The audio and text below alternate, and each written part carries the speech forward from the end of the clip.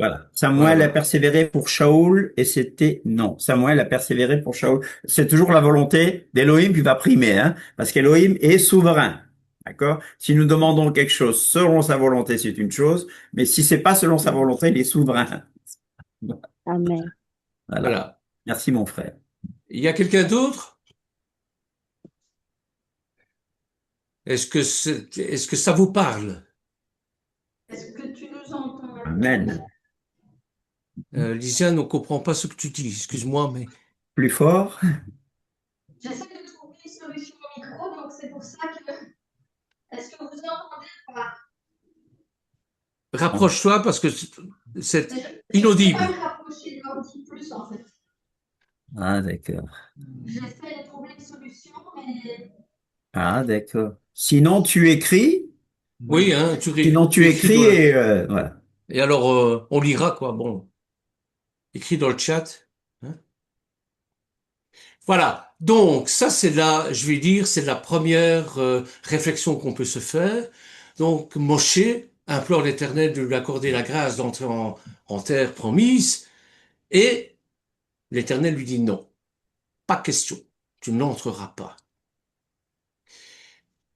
Alors bon, on a vu que la question, bien sûr, de cette prière persistante. Et vous avez un exemple dans la Brit Hadasha, justement, avec la veuve qui importune en Luc au chapitre 18, verset 1. On va le prendre d'ailleurs, hein, on va le prendre. Je vais faire un partage d'écran, ce sera nettement plus facile. Voilà. Voilà. Je n'ai plus besoin de ça. Alors, voilà. Alors, s'il y a quelqu'un qui veut bien le lire, c'est une parabole que le Seigneur dit à ses disciples. C'est dans Luc, au chapitre 18, versets 1 à 8. Qui veut bien le lire? Quel chapitre, papa? Chapitre 18, Luc, chapitre 18, Luc, chapitre 18, à partir du verset. versets 1 à 8. D'accord. Yeshua leur adressa une parabole pour montrer qu'il faut toujours prier et ne point se relâcher. Il dit, il y avait dans une ville un juge qui ne craignait point Elohim et qui n'avait d'égard pour personne. Il y avait aussi dans cette ville une veuve qui venait lui dire, fais-moi justice de ma partie adverse. Pendant longtemps, il refusa, mais ensuite, il dit en lui-même, quoique, quoique je ne craigne point Elohim et que je n'ai d'égard pour personne, néanmoins, parce que cette veuve m'importune, je lui ferai justice, afin qu'elle ne vienne pas sans cesse me rompre la tête. Le Seigneur ajouta, entendez ce que dit le juge inique. Et Elohim ne fera-t-il pas justice à ses élus qui crient à lui jour et nuit, et tardera-t-il à leur égard? Je vous le dis, il leur fera promptement justice. Mais quand le Fils de l'homme viendra, trouvera-t-il la foi sur la terre? Amen. Amen. Donc voilà un exemple. Le Seigneur nous demande de continuer, de persévérer dans la prière. Hein. Et bon, si le juge inique euh, a, a comment rendu justice à cette veuve, eh bien Elohim, lui aussi, va nous rendre justice. Alors pourquoi Moshe ne peut pas entrer en Eretz Israël, malgré ses supplications? Pourquoi? Est-ce que vous avez une idée de ça? C'est la question que Nadia nous avait posée la fois dernière, souvenez-vous. Je peux répondre, papa? Bien sûr, oui. Et après, on va laisser un peu Oui, la parole Ah, aux autres, hein, parce mais que... non, mais c'est bon, on a le temps. Ça fait plaisir d'entendre. Oui, vas-y, vas-y, vas-y, oui, Sidonie. oui, oui. Moshe ne peut pas rentrer en Eretz d'Israël parce qu'il n'avait pas appliqué la parole, l'ordre d'Adonai avec soin. Lors euh, de l'épisode de Kadesh, le Oui, peuple oui, avait oui. soif. Ils avaient soif, ils se sont querellés, ils se querellaient avec Moshe, la dispute et tout. Et Adonai avait pourtant dit à Moshe, prends le bâton, vas-y devant le rocher que tu trouves là-bas, et puis il faut parler au rocher, il va donner ses eaux. Et Hmm. Moshe prend le bâton avec son frère Aaron, ils vont au rocher, et là il rassemble le peuple. Au lieu de parler comme Adonai avait dit, il frappe. Il ne frappe pas seulement une fois, il frappe même deux fois. Donc, il n'a pas appliqué la parole comme Elohim lui avait demandé de faire. Au lieu de parler, il a frappé.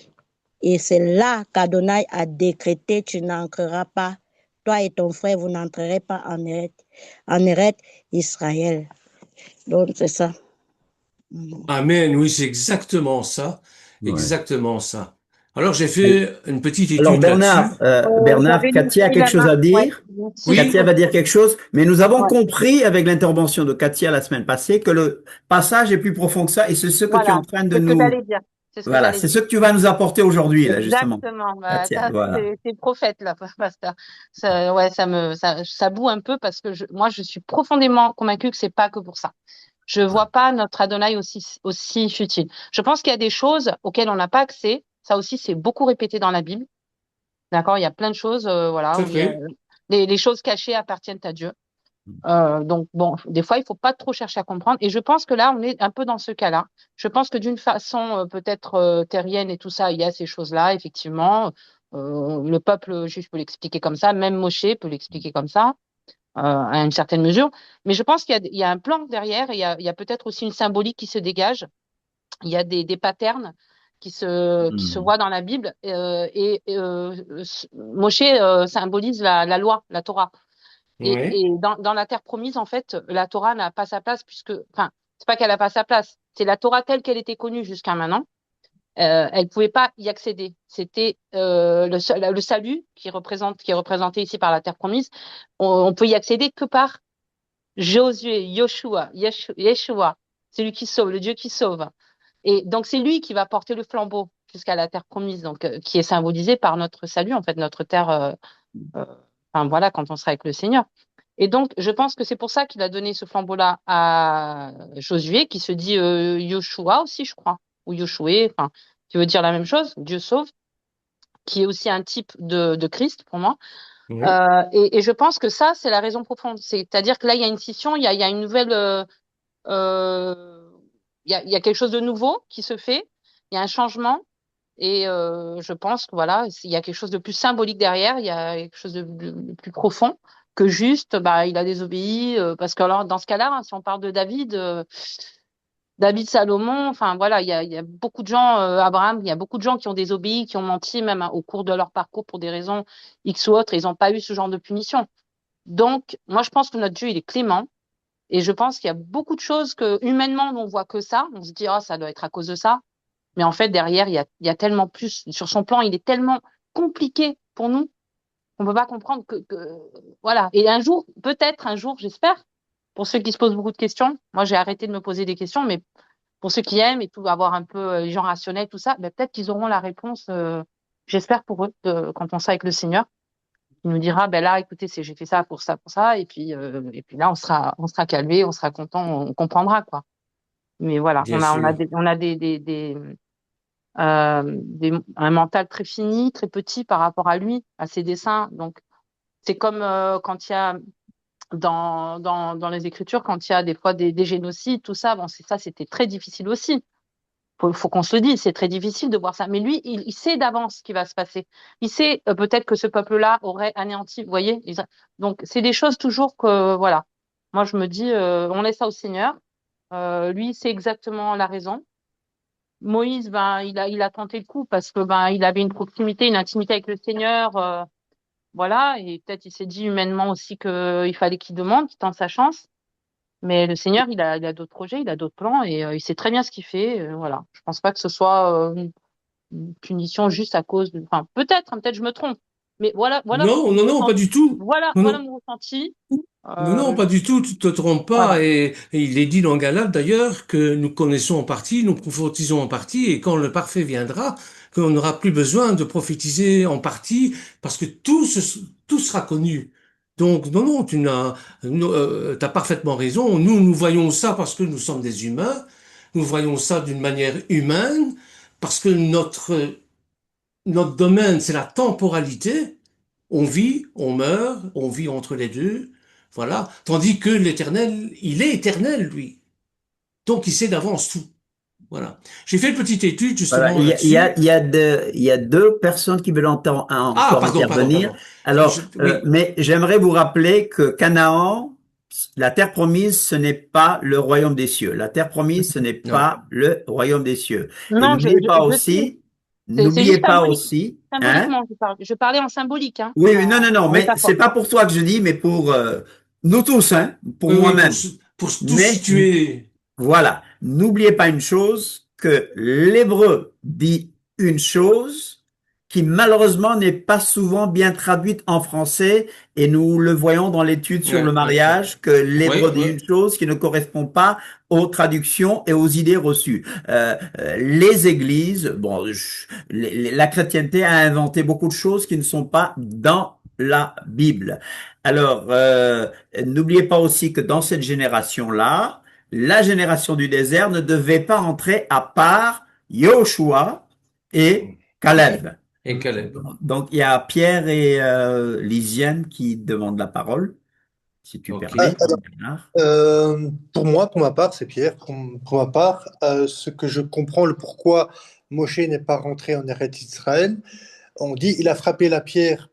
Ce que je comprends, c'est que Hachem voulait simplement que la pierre puisse agir. Donc la plus petite chose qui n'a aucune vie puisse agir et montrer la grandeur d'Hachem. Et par l'intervenance de Moshe, Dieu ne lui permet pas de passer en Eretz Israël parce qu'il a été au-delà de l'autorité d'Hachem. C'est juste une conviction personnelle. Hein. C'est pas ce qui, c'est juste du personnel. C'est une réflexion personnelle, pardon. Est-ce que Fils Oui. d'Élohim? vous m'avez compris ou Pardon, pas? Pierre, t'as Oui, fini? Est-ce que vous oui, m'avez oui, Attends, je je vais crois que Pierre aller n'a dans pas le fini. même. non, Fils d'Élohim, D'accord, Pierre n'a pas fini, pardon. Pierre? juste savoir si d'accord. juste savoir si vous m'avez compris et bien entendu. Très bien compris. Ok. Ce que tu as dit Oui, est j'ai bien bien compris. compris. Je vais redire parce que ce qui est révélé dans les Écritures, c'est pour nous et ce qui est caché, c'est pour Adonai. C'est vrai, comme la sœur Katia disait, Adonai a des plans, il fait des choses que nous, on ne comprend pas, c'est vrai. Mais ce que nous, on comprend, c'est ce qui nous est révélé dans sa parole. Et dans sa parole, Moshe n'est pas entré à cause de cette raison-là. Déjà, même Moshe lui-même le répète au peuple dans le livre de Devarim et dit, je ne suis pas entré à cause de vous. Il dit ça. Maintenant, il y a une autre phrase qui va vraiment confirmer ce que Pierre vient de dire, c'est là où là où il est écrit que tu ne m'as pas fait confiance pour me sanctifier aux yeux du peuple. Amen. Donc, Adonai n'avait pas voulu qu'il y ait l'action qu'il a fait, mais qu'il est juste la parole qui va agir, qui va produire l'effet, en fait. Mais il a fait, en frappant, il a, il a, il a fait une action. Alors qu'Adonai voulait juste qu'il parle afin que les choses arrivent. Donc, il devait parler et le rocher allait faire jaillir de l'eau. C'est juste ce qu'Adonai voulait. Peut-être afin que le peuple reconnaisse qu'il n'a que Elohim Adonai qui peut faire une chose pareille. Ça ne vient pas du pouvoir de l'homme, ça ne vient pas de l'être humain. Donc Adonai a dit, tu ne m'as pas fait confiance pour me sanctifier aux yeux de ce peuple. À cause de ça, tu n'entreras pas. Donc c'est ce que nous révèlent les Écritures. Amen. Alors, Amen. Bernard, avant de te donner la parole, parce qu'il faut qu'on te laisse avancer aussi, je crois qu'il y a aussi, en relisant le texte depuis les textes, parce que c'est pas un seul, on voit qu'il y a un concours de circonstances qui a plusieurs raisons, Oui. et que l'une des raisons, c'est que Elohim passait déjà à autre chose. Vous savez, il y a des mouvements du Saint-Esprit, il y a des mouvements d'Elohim, et Yeshua nous a appris que la Ruach souffle où elle veut. La Ruach, elle souffle où elle veut. À des moments, Elohim dit stop.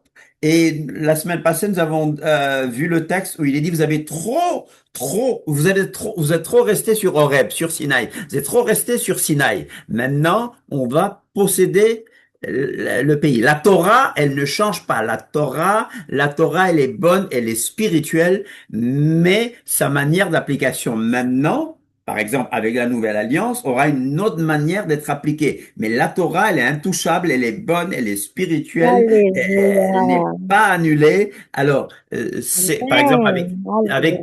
avec la Nouvelle Alliance, avec la Brit Hadasha, nous voyons qu'il y a une autre manière de l'appliquer. Mais la Torah, elle est intouchable, elle ne change pas. Et quand on me dit que vous croyez qu'on peut appliquer 613 commandements, mais quand on va dans le Nouveau Testament, je parle à ceux qui parlent du Nouveau Testament, quand on va dans le Nouveau Testament, il y a au moins 1050 commandements. Donc, si tu vas par le nombre de commandements, tu as tout faux. Alors, pratiquer le Shabbat ne fait pas de nous des saints.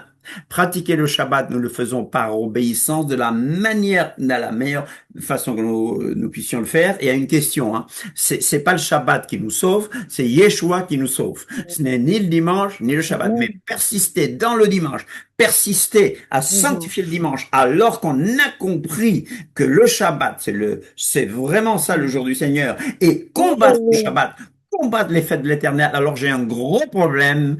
Je dis, ce sont ces genres de gens-là à qui Yeshua va dire, je ne vous connais pas, ouvrier d'iniquité. Bon, Bernard, on te laisse parler, pardon, parce que tu as beaucoup de choses à dire. Non, mais c'est pas grave, on est ici pour échanger, et c'est ça qui nous édifie, c'est justement ces échanges qu'on a les uns envers les autres. Alors, moi, j'avais fait une petite étude sur justement le pourquoi Moshe ne peut pas Alors, entrer Bernard, excuse-moi, Bernard, t'es sur Facebook? Les gens sur Facebook attendent, je crois. Ah bon, ah non, Désolé, hein. non, mais c'est, oui, décidément, je manque à tous mes devoirs. Mille excuses. Désolé. J'avais reçu un message en Messenger. J'ai l'impression qu'on me disait, mais alors, Facebook. J'avais pas lu, mais je soupçonnais. Donc, T'as bien fait. on nous Alors, confirme qu'on n'est pas sur voilà. Facebook. D'accord. Ok. Voilà. Alors, pendant que Bernard se connecte, pourquoi Moïse ne peut pas entrer en Eretz Israël? Nous allons apprendre de bonnes choses. Nous sommes passés par une phase de réflexion et il est bon de lire les Écritures en réfléchissant par la puissance du Saint-Esprit. Bernard, vas-y. Shalom, mes frères et sœurs de Facebook. Mille excuses, je manque à tous mes devoirs. C'est Shabbat, j'ai l'esprit déjà ailleurs. Moi, je suis intemporel. Bon. Mille excuses, en tout cas. Donc, on est en train de discuter ici le pourquoi Moïse ne peut pas entrer en Eretz Israël. Parce que bon, Moïse, c'est pas n'importe qui, c'est quand même le chouchou de l'Éternel. Et malgré sa prière de supplication, l'Éternel lui dit non, pas question. Alors, bien sûr, il y a il faut revenir au départ, au départ, lorsqu'ils ils ont quitté l'Égypte, hein. Donc ils ont quitté l'Égypte. La fois dernière, on a rappelé un peu les 42 étapes. On va pas le faire ici parce que c'est pas utile. Mais bon, il est bon de voir un petit peu tout ce que. Enfin, moi, j'aime bien de voir des cartes et voir un peu la progression du peuple hébreu dans le désert. Et donc ils sont partis de Ramsès, hein, et ils sont descendus le long de la mer Rouge, jusqu'à un endroit où on appelle Rephidim. Rephidim, ça se trouve dans le désert de Sin. Et là, il s'est passé quelque chose. Il s'est passé la même chose, c'est-à-dire le peuple a commencé à murmurer, le peuple a commencé à en vouloir à Moshe, hein, en lui disant, mais enfin, tu nous as fait sortir d'Égypte, c'est pour nous faire crever dans le désert. On a faim, on a soif, bon. Et l'Éternel a entendu leur prière, leur a envoyé des cailles, leur a envoyé la manne, et leur a envoyé aussi, a demandé à Moshe, cette fois-là, de frapper le rocher. Et Moshe a frappé le rocher. Rephidim qui se trouve ici quelque part, vous voyez, hein, voilà. Donc, Moshe frappe le rocher à Rephidim. En Exode au chapitre 17, versets 1 à 7, il nous est dit que toute l'assemblée des Israélites partit du désert de Sin, je vous montrerai où c'est le désert de Sin, parce qu'il y a un jeu de mots, hein, pour parcourir les étapes que l'Éternel leur avait données, ils campèrent à Rephidim, et là, le peuple ne trouva pas d'eau à boire. Alors le peuple chercha querelle à Moshe, et ils dirent, donne-nous de l'eau à boire. Et Moshe leur répondit, pourquoi me cherchez-vous querelle? Pourquoi provoquez-vous l'Éternel? Parce qu'à travers moi, c'est l'Éternel que vous, euh, que vous essayez de toucher. Et le peuple était là, pressé par la soif, murmurait contre Moshe. Pourquoi as-tu fait quitter l'Égypte, si c'est pour nous faire mourir de soif, moi, mes enfants, mes troupeaux? Et Moshe cria à l'Éternel en disant, que puis-je faire pour ce peuple? Encore un peu, ils vont me lapider.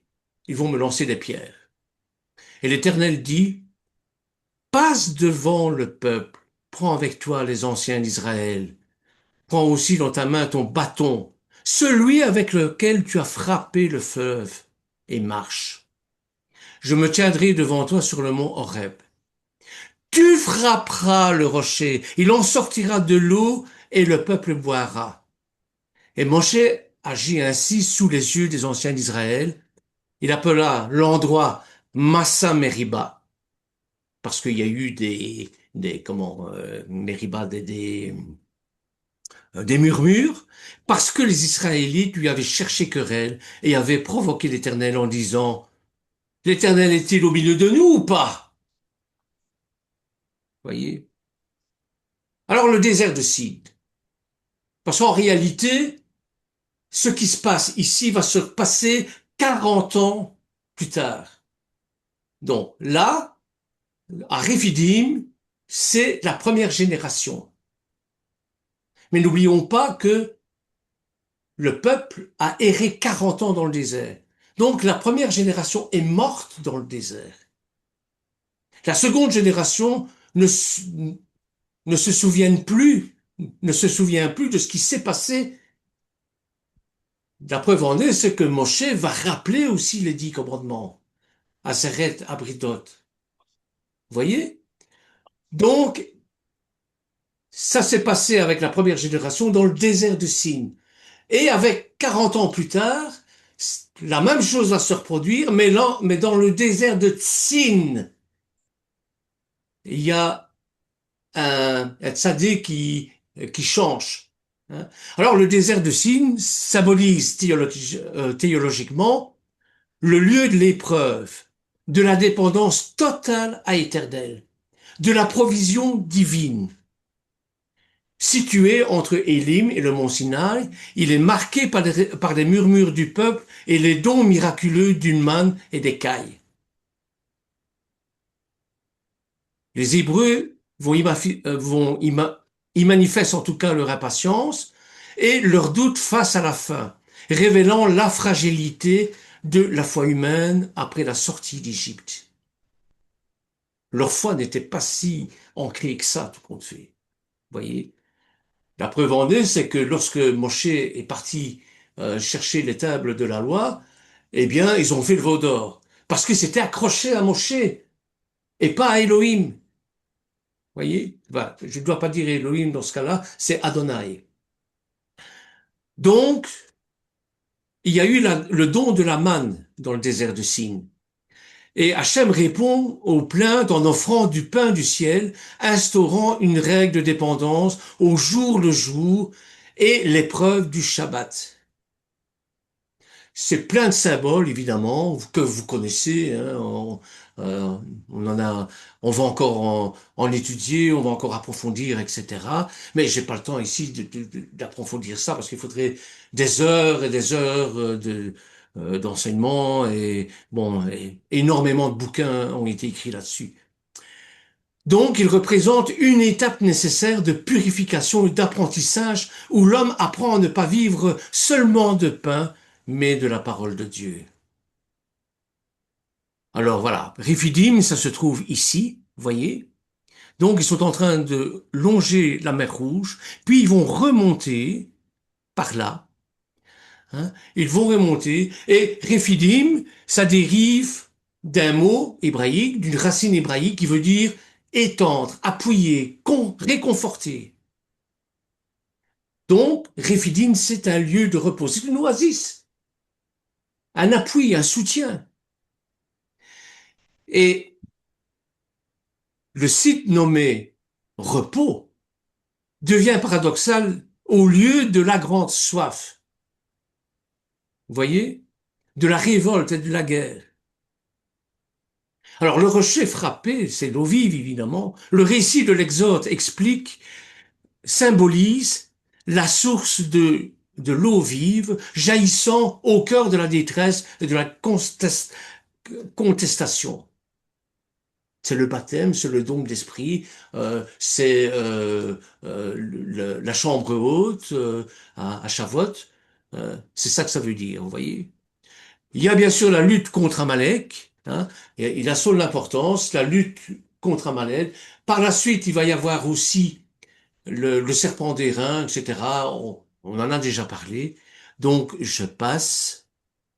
Donc, voilà. Donc, Réphidim, ça se trouve ici. Donc, ils vont descendre de Ramsès II, ils vont loger la mer Rouge. Voilà, Réphidim, ça se trouve ici. Vous voyez?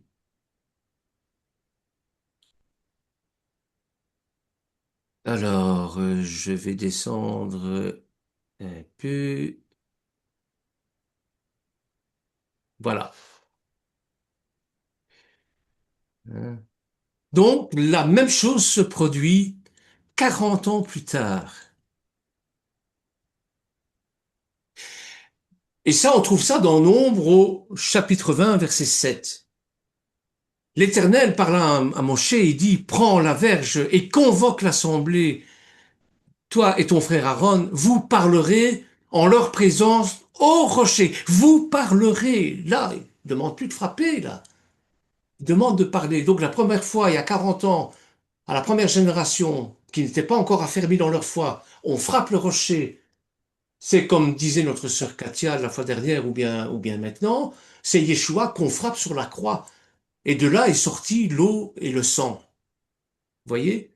Qui est, bien sûr, la naissance de l'Église, de la Kaïla, de la Keïla, de la Kaal. Hein.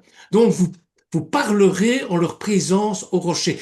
Il n'est plus question de frapper, là. Et il donnera ses eaux. Tu feras sortir pour eux de l'eau du rocher, et tu abreuveras l'assemblée et leur bétail. Moshi prit la verge. Les rabbins disent que c'est la verge d'Aaron, cette fois-ci, qui avait refleuri, hein, qui était devant l'Éternel, comme l'Éternel lui avait ordonné.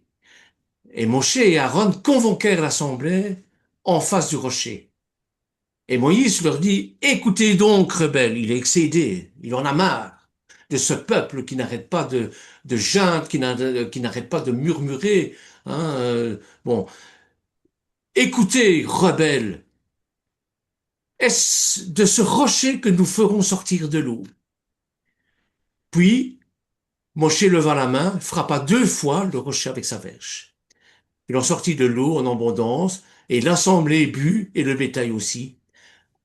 Alors, l'Éternel dit à Moshe et à Aaron, comme nous a dit notre sœur Sidonie, parce que vous n'avez pas cru en moi, parce que vous n'avez pas cru en moi, pour me sanctifier aux yeux des enfants d'Israël, vous ne ferez point entrer cette assemblée dans le pays que je donne.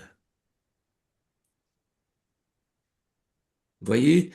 Bon, je vais arrêter mon partage d'écran ici, mon analyse, parce que sinon ça va nous conduire beaucoup trop loin.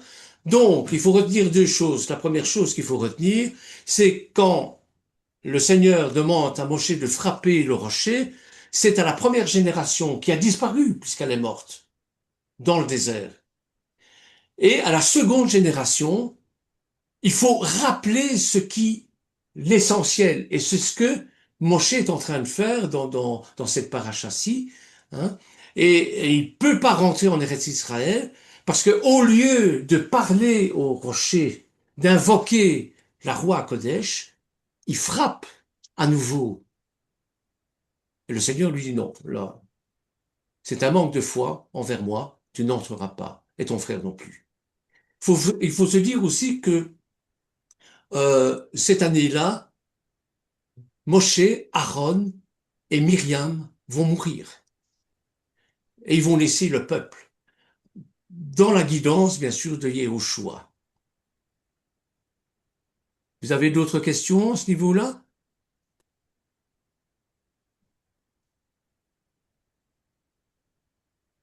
Bien. Alors, Il y a, on l'a dit tout à l'heure, hein, il y a le texte que nous lisons à Mériba, hein, Mériba, bon, tu as bien oui, c'est expliqué. ça. Il y a aussi 2 secondes, hein. Euh, donc nous on voit frappe le rocher, n'est-ce pas? Et il y a donc il frappe au lieu de parler, il frappe 2 fois, c'est bien ça? C'est ça. Il agit dans la colère et il va appeler les gens rebelles, n'est-ce pas? C'est ça. Ce que le texte dit. Et il y a cette idée, on doit apporter de l'eau au lieu d'honorer Dieu, n'est-ce pas? Donc il y a la question de la foi, il y a la question de l'obéissance. Et certains nous disent qu'il y a la norme, le standard, le niveau d'obéissance. Étant donné que, bon, Katia l'a dit tout à l'heure, il représente la Torah. C'est pour ça qu'on dit la loi de Moïse, Torah Moshe. Alors, Dieu veut montrer que quand quelqu'un représente la Torah à ce point-là, que Dieu s'attend à plus que ça. Ouais. Mais on va le voir avec Yeshua qui dit, si votre justice ne dépasse pas celle des scribes et des pharisiens, vous n'entrerez pas dans le royaume des cieux. Donc là, on commence à voir la spiritualité de la Torah, ce que la Torah exige, mais au-delà de tout ça, c'est l'exigence de Akadosh Baruch Hu, comme on dit. Donc, en tant disons, il était même une incarnation, entre guillemets, hein, une incarnation de la Torah. Alors, Elohim nous montre qu'il s'attend à mieux que ça. Il s'attend Amen. à la Torah en Yeshua. Mais, et c'est mon cas, hein, et je crois que on l'a C'est pas compris, tous, oui. il y a plusieurs choses qui ont eu, et Meriba, si vous voulez, sera le point culminant de la raison. Voilà, Voilà. c'est ça. Ça va? On peut continuer? Désolé de t'avoir interrompu plusieurs Non, fois. non, c'est pas grave, c'est pas grave. Bien, donc voilà. La supplication de Moshe, le refus de l'Éternel et la succession. L'Éternel demande à Moshe de fortifier, d'encourager Yehoshua, donc Josué, qui va guider le peuple à sa place. Et je vous le disais, c'est la deuxième génération. Et vous savez comme moi que au fur et à mesure des générations, eh bien, les choses s'effritent, il y a de l'oubli, et Moshe va rappeler Atseret Adibrot. à Devarim, on peut dire à Devarim aussi. Donc, va rappeler les 10 paroles, le don de la Torah, en quelque sorte. Et la répétition de il va rappeler cela, hein, à la nouvelle génération et leur montrer, il y a, il y a un peu de différence avec le don de la Torah, hein, mais bon, les nuances sont minimes, hein, mais c'est pour que la nouvelle génération puisse se rappeler, puisse comprendre. Voyez? C'est pour ça qu'il va voir Gilgal. Voilà, Gilgal, voilà, où on va renouveler cette obéissance de la c'est circoncision. ça, hein, c'est ça. Donc, la troisième chose qui est excessivement importante, nous récitons ça 3 fois par jour, c'est bien sûr le schéma Israël. Il va instaurer la profession de foi israélite, c'est-à-dire le schéma Israël. Et la paracha contient le premier paragraphe du Shema Israël. Shema Israël, on l'a entendu tout à l'heure, hein, schéma Israël, Adonai Eloheinu, Adonai Erat. Donc, écoute Israël, l'Éternel est notre Dieu, l'Éternel est un. Et les commandements liés, il va introduire aussi les mitzvot, c'est-à-dire les commandements liés à, à ce verset, hein, qui est l'obligation d'aimer Dieu de tout son cœur, hein, de toutes ses forces, de tout son être, la transmission de la Torah aux enfants, le port de téphilines, les phylactères, les bandelettes de cuir, là, hein, sur le bras et au milieu du front, et la pose de la mezouza sur le montant des portes, excessivement important, pour la bonne et simple raison que lorsque on, on met cette mezouza-là, si vous êtes juif et que vous allez dans un pays étranger, vous voyez une mezouza, eh bien, vous êtes certain de passer la nuit en paix. C'est pas évident dans tous les pays, hein. Même ici en Belgique, bon. Hein. Donc voilà, ça sert à ça, hein, la mezouza. Et Moshe, ensuite, va faire une mise en garde et va prophétiser. Il va faire la mise en garde contre l'idolâtrie. Et il va insister lourdement sur le fait que Adonai n'a aucune forme physique et interdit strictement la fabrication des idoles. On en a parlé, je vous invite à aller revoir, réécouter l'enseignement de Michel sur l'idolâtrie. Hein. On s'est même fait traiter d'iconoclaste, mais bon, c'est pas grave. Donc voilà, c'est quelque chose d'excessivement important. Et Moshe va prophétiser que le peuple finira par fauter, malgré tout, malgré ses recommandations, malgré ses avertissements, le peuple va fauter. Il va être chassé de sa terre et dispersé parmi les nations. L'histoire va nous l'apprendre. Mais qu'il finira par faire tchouva et que l'Éternel ne va jamais l'abandonner. Et quand il sera chassé de l'Eretz Israël, il reviendra sur sa terre. Et l'histoire nous l'apprend aussi. Il est question des villes refuge aussi. Moshe va désigner 3 villes de l'autre côté du Jourdain pour protéger ceux qui ont commis un homicide involontaire.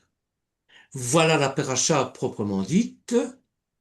Ensuite, nous avons l'Haftara, hein, l'Haftara d'Armou, comme je le disais tout à l'heure, hein, qui est issu du livre prophétique d'Isaïe, chapitre 40, versets 1 à 26. Et cette prophétie est lue dans toutes les synagogues le Shabbat suivant le jeûne de Tisha B'Av, comme je vous le disais tout à l'heure. Et c'est un Shabbat particulier pour les Juifs. hein. D'ailleurs, ils l'ont nommé le Shabbat d'Armou.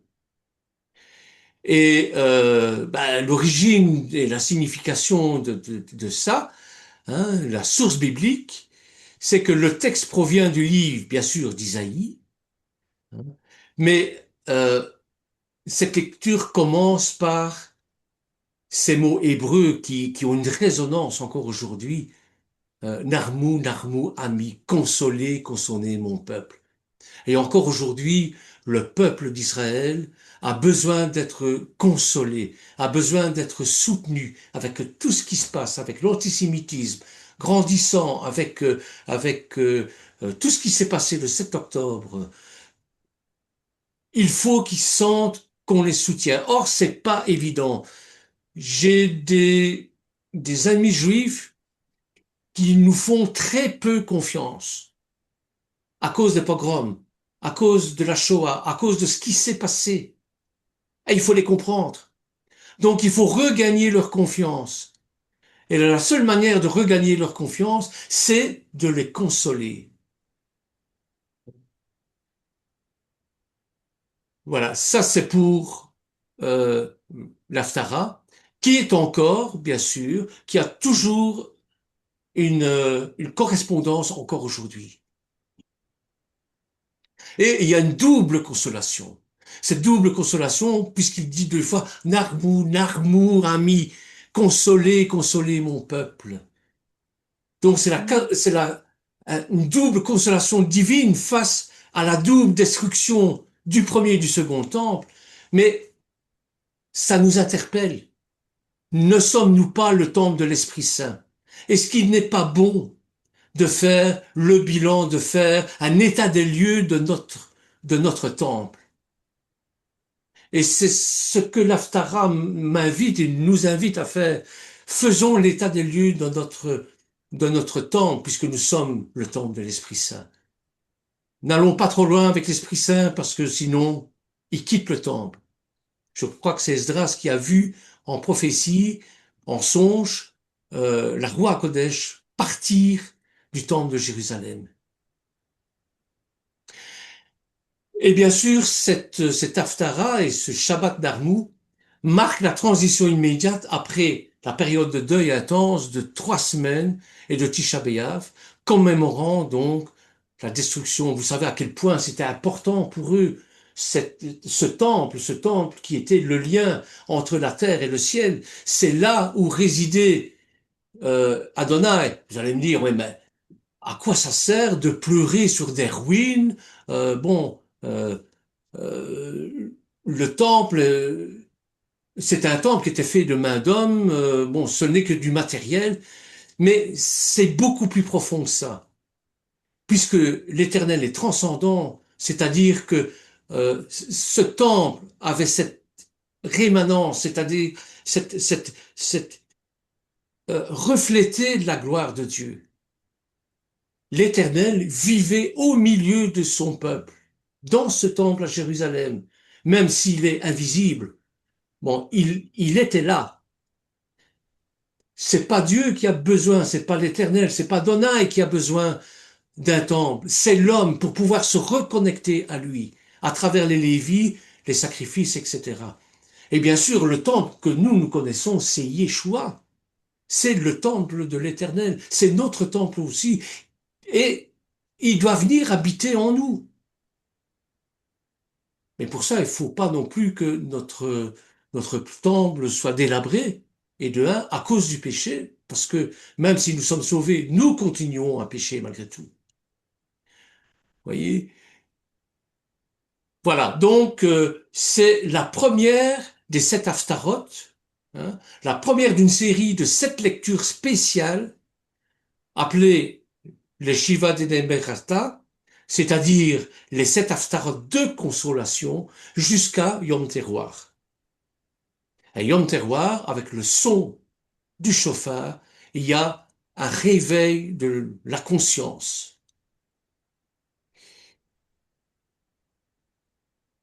Voilà, qu'est-ce qu'on pourrait dire d'autre? Est-ce que vous avez une question sur l'Haftara?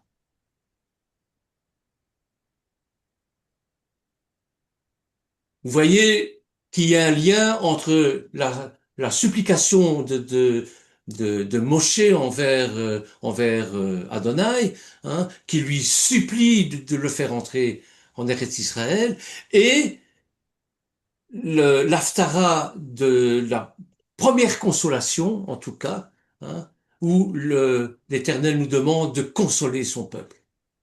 Sidonie, intervenir? Oui, papa. Ce n'est pas une question, papa, mais c'est une autre manière de voir les choses. Je ne sais pas si je peux. Bien sûr que tu peux, vas-y. Voilà. Dans cette paracha de va être Hanan, j'ai été vraiment enseignée par quelque chose que j'ai vu chez Moshe, en fait. On le voit demander le désir de son cœur parce qu'il avait commencé sa mission, il voulait l'achever. Donc, il demandait, comme Adonai tardait de donner la réponse, il suppliait, il suppliait, il suppliait encore et encore. Il a supplié, va être Hanan. Maintenant, Adonai lui dit non, je ne répondrai pas à ta prière, je ne veux pas te donner ce que toi, tu es en train de me demander. Adonai refuse de l'exaucer. Donc là, ça m'a enseigné. Pourquoi? Parce que nous demandons des choses à Adonai. Nous lui demandons encore et encore combien des années est-ce que nous demandons certaines choses qui n'arrivent pas, des prières qui ne sont pas encore exaucées. Mais quelle était l'attitude de Moshe? Moshe a accepté la volonté d'Adonai. Il a accepté son refus de le laisser entrer en Eretz Israël. Il a continué dans la joie à le servir. Il a continué à servir. Il ne s'est pas découragé. Il n'est pas allé murmurer. Il ne s'est pas plaint. Il n'a pas insulté Elohim. Il a continué à servir, à prier. Il a persévéré jusqu'au bout. Jusqu'au bout. Voilà, il n'a pas abandonné le Seigneur. Il n'a pas abandonné Adonai. Donc, ça m'a encouragé. Ça m'a vraiment encouragé et je me suis arrêtée. J'ai dit, il faut que nous apprenions à prendre conscience que l'Élohim dont nous servons, il est avant tout souverain. Hallelujah. L'autorité suprême, il est souverain. Ça veut dire qu'il fait ce qu'il veut. Il n'a de compte à rendre à personne. Amen. Oh, hallelujah. Il ne fait pas, il ne fait pas.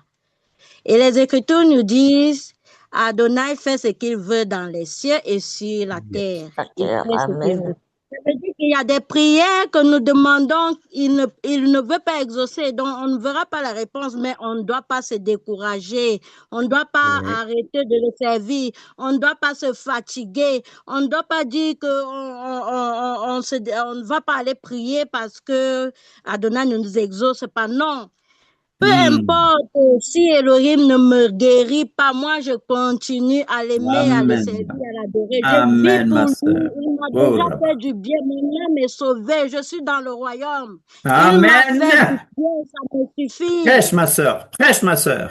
Alléluia. Me décourager. Il n'a rien qui me maintiendra, qui va m'empêcher de servir. Si je ne peux pas marcher, j'ai la bouche, je vais parler. Si je ne peux pas parler, mon cœur va parler. Il n'y a rien qui doit nous empêcher d'aller avec le Seigneur plus loin. Et c'est ça qui m'a beaucoup engagé dans cette paracha de va être Hanan. On va le voir préparer au choix, à prendre la relève, on va le voir préparer le peuple lorsqu'il va peut-être rappeler au peuple à Seret à Devarim, les 10 paroles. Il commence d'abord, il fait ce rappel-là pour moi. Comment est-ce que j'ai compris? Puisque il y a un proverbe qui dit la répétition est la mère de l'apprentissage, est mère de l'apprentissage. Ça veut dire rappeler quelque chose encore et encore, rappeler encore et encore. Ça fait que les enfants n'oublient pas. Les enfants comprennent mieux, ils intègrent mieux la connaissance et ils assimilent mieux, en fait, avec ces rappels-là. Donc, comme il savait qu'il a en face de lui une nouvelle génération, alors cette génération, sûrement parmi eux, il y avait certains qui étaient encore petits à l'épisode de Horeb, lorsqu'Adonai donnait la parole, ils étaient encore petits. Peut-être d'autres étaient adolescents, mais on sait que ceux-là qui avaient l'âge de 20 ans au plus, ils étaient déjà morts à ce niveau dans Aseret Hadevari, dans Vaet Hanan, ils étaient morts, ceux qui avaient l'âge de 20 à 60. Dans Vaet Hanan, ici, ils sont déjà morts. Donc ici, c'est une nouvelle génération. Il faut faire le rappel de la Torah. Il commence d'abord par leur parler du schéma Israël, la base, le fondement même de la foi israélite et le fondement de notre foi. Parce que les paroles du schéma Israël, Adonai Elohenu, Adonai Echad. Moi, j'ai deux connaissances. J'ai deux choses que le schéma m'enseigne. C'est qui est mon Elohim. Adonai Elohenu. Notre Elohim, c'est Adonai. Yod He Vav He. Notre Elohim, c'est Adonai. Ça veut dire déjà, ça me protège contre courir après Baal, ou bien courir après Zeus, ou bien courir après l'Elohim des autres. Donc, ça me focalise, je suis fixée, je sais qui est-ce que je dois adorer et prier.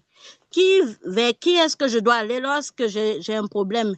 Qui est-ce que je dois invoquer? Je sais déjà par cette partie du schéma Israël. La deuxième partie dit Adonai est un. Ça veut dire il n'est pas deux, il n'est pas trois. On ne peut pas me tromper. J'ai déjà intégré cette connaissance.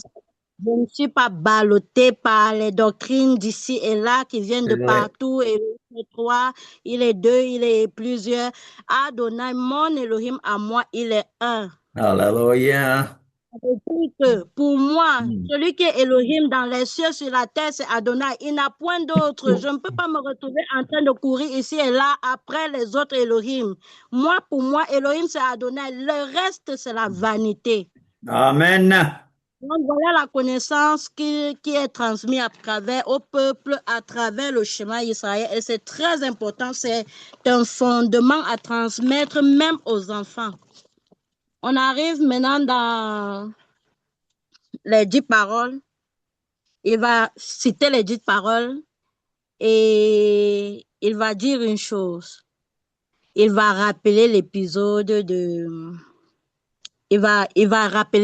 de Sinaï.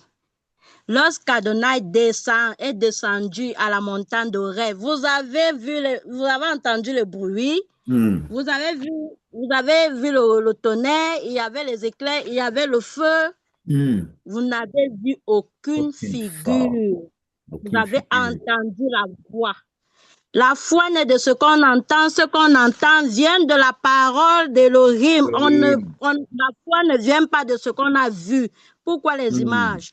Pourquoi les représentations? Est-ce qu'Elohim a une figure? Il n'a pas la figure d'un homme, il n'a pas la figure d'une femme, ni d'un poisson, ni d'un oiseau. Amen. Notre foi israélite, c'est la parole, pas la vue. Amen. Donc, c'est par rapport à ça. Et Merci. il y a... Oui. Il y a l'épisode de Baal Péor. Quand il finit de transmettre aux enfants, à cette génération-là, les enfants d'Israël, quand il finit de les rappeler les 10 paroles, il exhorte le peuple à persévérer dans l'obéissance à ces paroles-là. Pourquoi? Parce que l'obéissance, c'est le chemin de la bénédiction. C'est ce chemin-là qu'ils vont avoir la bénédiction. Ils seront bénis. S'ils persévèrent dans la pratique, s'ils n'abandonnent pas Elohim pour se retrouver quelque part dans l'adoration des idoles ou bien dans la violation de la Torah, ils sont sûrs que le pays dans lequel ils vont habiter, ils seront heureux.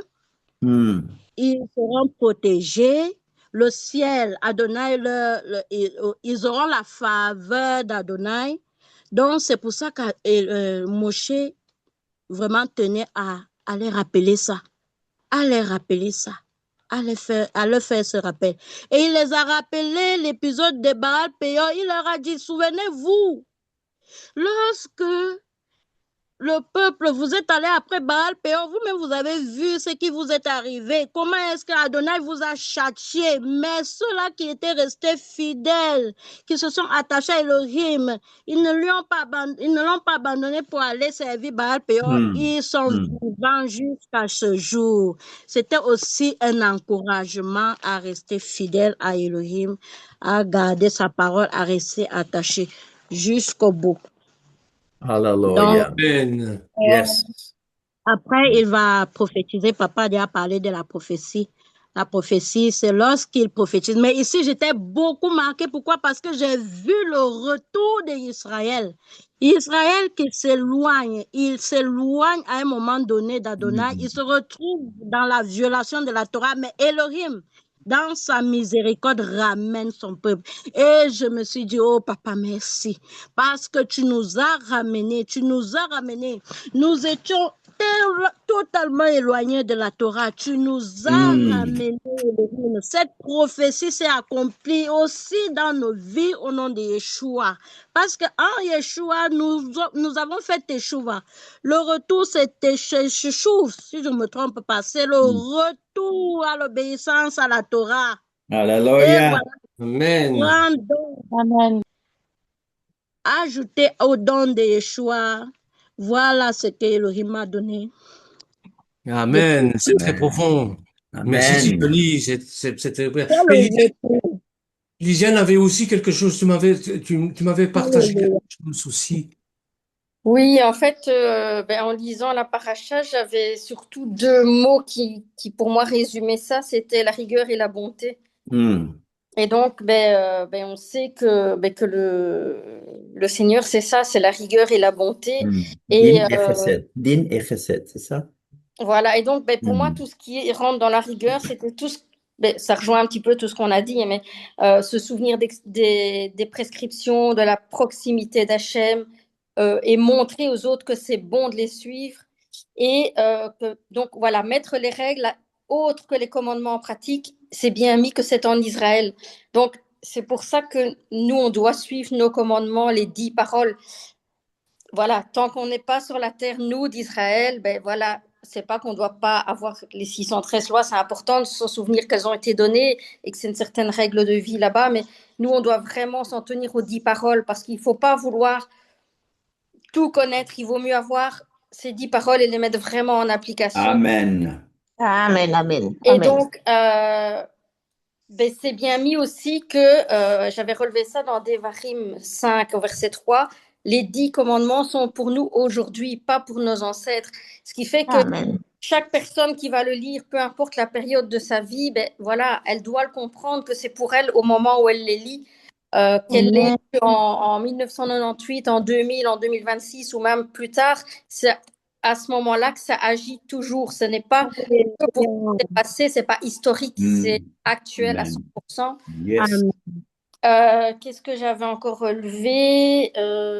Oui, évidemment, par rapport au schéma, effectivement, qu'on écoute, que c'est repris même dans la Brita d'Acha au niveau de Marc, chapitre 12, verset 29, que Yeshua résume, entre guillemets, les 10 commandements, il les résume en deux, avec le schéma Israël, les paroles du schéma, et avec tu aimeras ton prochain comme toi-même. Donc, voilà, Amen. vraiment très, très important.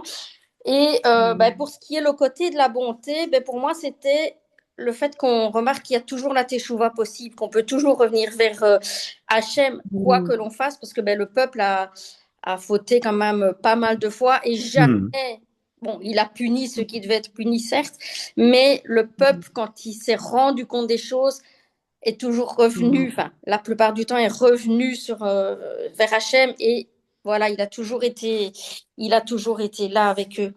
Et je voulais vous partager aussi quelque chose, c'est que cette nuit, donc j'avais préparé ça hier, et puis cette nuit, j'ai rêvé de la paracha. Voilà, je ne sais pas pourquoi, mais j'ai rêvé de la paracha, j'ai rêvé de ce que je vous expliquais de la paracha. Amen. Et dans mon rêve est venue l'histoire des lacets de chaussures. Alors je me suis dit, les lacets de chaussures, oui, j'avais vaguement une fois écouté, lu qu'il y avait une façon dans le judaïsme de mettre ses chaussures. Et donc, ben, du coup, j'ai quand même recherché ce matin.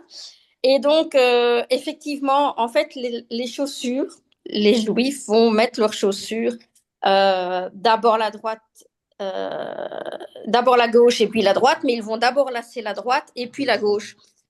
Et puis, bah, Et pourquoi? Et pourquoi? C'est parce intéressant. qu'en fait, on doit d'abord commencer par la bonté, puisque La- Donc la la, droite, voilà, la droite, ça représente la chesed. bonté, la Hmm. miséricorde divine, et Amen. la gauche, la rigueur, c'est la rigueur divine. Et donc, ben, les lacets de chaussures, ben, voilà, ça correspond à la droite, à la bonté. Donc, Hmm. et puis, en fait, j'ai lu plus loin que les téphilines, par contre, se mettent au bras gauche, au niveau de la rigueur. Ben, pourquoi? Ben, parce que pour moi, la rigueur, ça va être l'intelligence, l'intellect, le côté théorique. Donc, c'est Hmm. tout ce qui doit s'apprendre, ce qui doit se savoir, ce qu'on doit euh, apprendre de ce que le HM nous explique, nous apprend ce qu'on doit retenir en théorie. Et donc, du coup, ça m'a pas étonné. Du coup, les téfilines à gauche. Bon, maintenant, à droite pour les lacets, ben, c'est encore quelque chose de matériel parce qu'il y a plein de choses qui commencent par la droite, par la montée. Mais je me dis, ben, oui, on doit quand même remercier HM de ce qui nous donne matériellement en suffisance. Donc voilà, pour moi, j'ai vu ça avec tout ce qui est la sagesse, l'amour, tout ce qui se met en pratique en fait.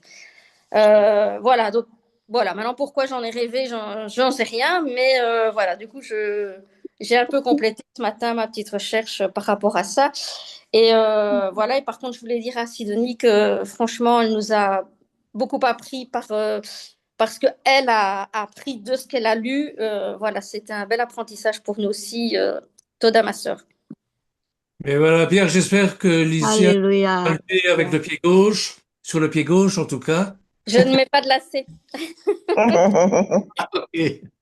Ok. Est-ce qu'il y a quelqu'un qui veut encore parler? Oui, oui, oui, vas-y. Katia, Vas-y, Katia. Katia. Je pensais justement à toi, tu vois. Justement, encore une fois, je voulais rebondir sur ce qui a été dit concernant que Hachem a puni le peuple, etc. Il a puni Moïse, puni tout le monde.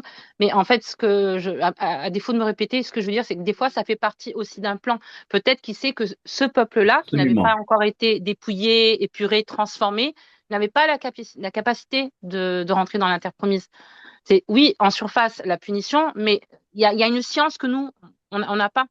Lui, il voit tout, il est omniscient, omniprésent, donc il voit les choses en avance, il sait très bien qu'ils n'auront pas la capacité. Donc oui, ils ont été punis, mais il y a quelque chose derrière aussi. Souvent, il y a d'autres raisons.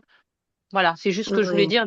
Voilà, c'est pas juste, on n'est pas devant quelqu'un d'humain qui est, voilà, je voulais juste insister sur ce point parce que moi, enfin vraiment, ça me tient à cœur. Euh, Voilà. je l'ai vécu dans ma vie, donc voilà, il y a beaucoup de choses qu'on ne sait pas. Donc voilà, Nous, c'est tout. nous qui C'est pas avons le interprétable. Umash, nous qui avons le Umash, nous qui avons la Torah, on comprend une chose, que ce que Moïse a vécu avec Elohim, il ne pouvait même pas voir ça sur la terre promise. Impossible. Donc, il a été tellement loin avec Elohim lui aussi. Donc, 40 jours, 40 nuits, parler bouche à bouche avec Elohim, comme ça, il dit à Elohim, montre-moi ta gloire, montre-moi ta kavod, ton poids, et Elohim me fait passer ce qu'on appelle dans le judaïsme, bien sûr, les 13 attributs de cette. Donc, bon, moi, parce qu'on a tous les livres, je crois que Moïse n'avait même pas besoin d'entrer dans la terre promise et qu'il a vécu des choses extraordinaires. Mm. Amen. Amen. Merci. D'ailleurs, il a été enlevé directement auprès du Seigneur aussi. Enterré par Amen. Elohim lui-même. Ouais, c'est pas rien. C'est ça. Et, et, et, et, et n'oubliez pas que Michel et Satan se disputaient son corps. Ouais. Et que Oui. Michel a dit à Satan que l'Éternel te réprime. Oui. Nel veut intervenir. Oui, moi je voulais juste dire, mais Moshe, on le retrouve sur la montagne de la Transfiguration. Dans la vision, oui. Oui. C'est un grand mystère, ça aussi. Ah oui. Oui, Mais il est mort, effectivement, son corps est disputé, mais après, on le voit en train de parler à Yeshua avec Élie. Mhm. dans cette vision, oui. Ouais. Euh, Et, Et quand on va dans Hébreu, les héros de la foi, remarquez bien, on parle de ceux qui ont vu les choses et ils ont salué de loin. On met Moïse, il a vu et a salué de loin. Et on a vu que Moshe a refusé d'être appelé fils de la fille de Pharaon. Il a préféré, la Bible dit, aimant mieux être maltraité avec le peuple d'Élohim que d'avoir pour un peu de temps la jouissance du péché. Donc, il y a toutes ces choses que Moïse a. Il y a toutes ces choses. Donc, Moïse, c'est un trésor. C'est un trésor. Et quand l'Éternel lui dit de ne pas rentrer, bon, l'Éternel est souverain. Ce qu'il y a des choses que nous savons et des choses que nous ne savons pas et des choses qui nous dépassent. Mais cette paracha, cette étude d'aujourd'hui me dit, mais en fait, Moïse n'a même pas... Ça, c'est ce que je crois avoir aux yeux. Hein. Je n'en fais pas une doctrine. Moi, je crois qu'il n'en avait, il n'avait pas besoin de rentrer parce qu'il avait déjà vécu des choses déjà plus grandes que la terre promise. Moi, je crois que ce tête-à-tête, face à Horeb, au Sinaï, c'est encore plus grand. Et en même temps, il dit au peuple, ne restez pas attachés au Sinaï. Vous avancez. Et il voit de loin, l'Éternel lui montre, voilà, tu n'entreras. Et il savait, hein, Sidonie me rappelle, nous a rappelé qu'il savait, il savait qu'il n'entrerait pas. Il savait qu'il n'entrerait pas et il est resté fidèle jusqu'à la fin. C'est-à-dire, Éternel, tu me donnes, c'est toi qui choisis, tout don parfait vient de Dieu, c'est toi qui me donnes les dons, l'appel que tu veux. Je me souviens, Bernard, pardon, hein, Bernard, pardon, mais ils sont en train de m'inspirer là, vous voyez. Donc, Bien, quand, bien, quand, c'est un quand on est jeune à l'étude biblique, à l'école biblique, ça va, on n'a qu'une seule envie, c'est de retourner dans le pays et d'implanter une grande église, un grand bâtiment, 200, 500, 600 personnes. C'est ça notre rêve. Mais pour moi, c'était ça mon rêve. Mais l'Éternel a dit non, je veux autre chose pour moi. Et je vous assure que ce que j'ai vécu avec Akadosh Baruch Hu est plus grand que ceux qui ont des bâtiments de 600, 1000, 1000 personnes, 3000 personnes. Je vous assure que j'ai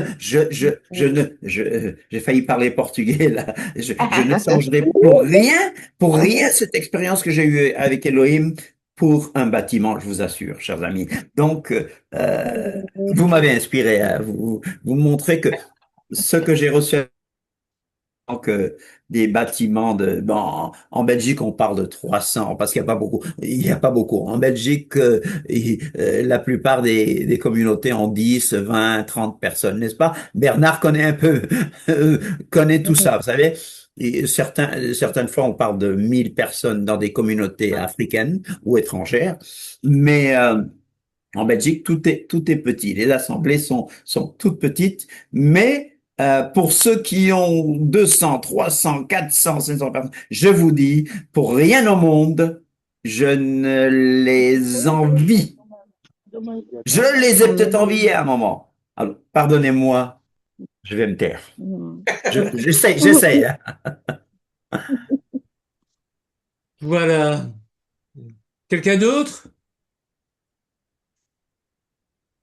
Donc, bien sûr, après la paracha, après l'Haftara, vous avez bien sûr la Brit Hadasha. La Brit Hadasha, c'est dans Marc, au chapitre 6, versets 41 à 44, qui parle de la multiplication des pains, qui fait référence, bien sûr, à ce qui s'est passé dans le désert avec la manne et ainsi de suite.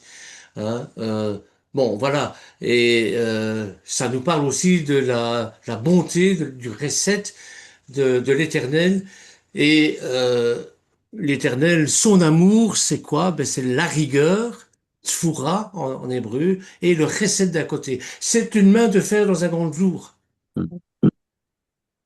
Voilà. Euh, Est-ce que vous avez une suggestion sur la Brita d'achat? Je parle un petit peu moins de la Brita d'achat pour la bonne et simple raison que vous connaissez mieux la Brita d'achat que le Tanakh. Et c'est la raison pour laquelle on insiste un petit peu plus sur le Tanakh, parce qu'il y a un lien entre le Tanakh et la Brita d'achat, bien évidemment. Donc voilà. Est-ce que vous avez un commentaire sur la multiplication des pains? On peut le lire, hein, bon, ça ne dure pas longtemps. Donc, Marc chapitre 6, versets 41 à 44, qui est-ce qui le lit? Si vous avez vos Bibles.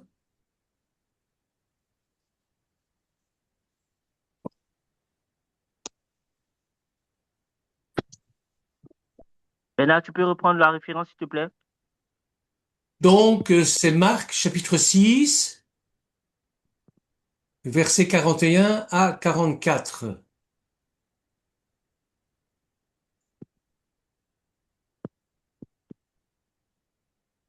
Et dites-moi Je si le peux lire? Seigneur parle à travers cette écriture-là. Ok. C'est ça qui est important. Marc chapitre 6, versets 41 à 44. Audric, tu l'as? Oui, je peux lire? Oui, oui, vas-y, mon frère, vas-y. Ok.